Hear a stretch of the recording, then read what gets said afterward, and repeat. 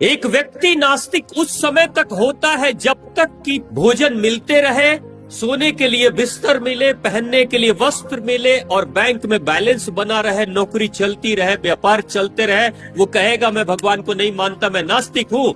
लेकिन वही नास्तिक एक दिन अचानक से आस्तिक हो जाता है जिस दिन किसी समुद्र में या नदी में नाव में यात्रा कर रहा हो और नाव डगमगाने लगे और उलटने की स्थिति में जब नाव आ जाती है, यही नास्तिक सबसे पहले हाथ जोड़ के भगवान को याद करने लगते हैं, तुरंत से कहते हैं भगवान बचा ले, अब तो बचा ले। यानी कि जब तक खतरा नहीं है तब तक ये छाती पीट कर कहते हैं हम नास्तिक है, नास्तिक है। और जैसे ही जीवन में खतरा मंडराने लगता है, सीधे भगवान शिव शंभू के जाएंगे वहां पे और जाकर माथा टेकेंगे और कहेंगे प्रभु बचा लो। एक प्रोफेसर साहब को मैं बहुत करीब से मैं जानता हूँ, साइंस के प्रोफेसर थे वो, और जिंदगी भर उन्होंने कहा कि हम भगवान को नहीं मानते, हम नास्तिक है। अच्छी बात है। अब प्रोफेसर साहब बच्चों को पढ़ाते थे हम नास्तिक है, नहीं मानते।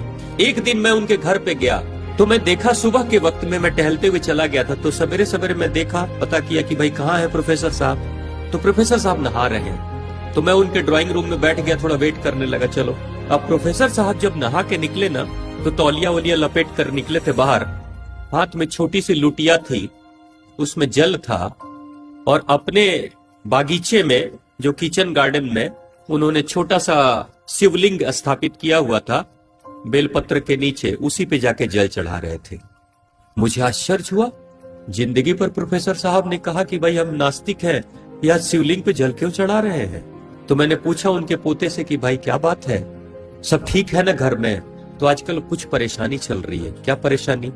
तो पता चला प्रोफेसर साहब एक केस मुकदमे में फंसे हुए हैं और वारंट निकला हुआ है, बचने की कोशिश में शिव जी पे जल चढ़ा रहा है।